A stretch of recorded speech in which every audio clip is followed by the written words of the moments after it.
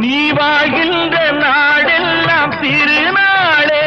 என உனை கொண்ட மணவாளன் தினம் பாடு பூமழை தூவி வசந்தங்கள் வாழ்த்த ஊர்வலம் நடக்கின்றது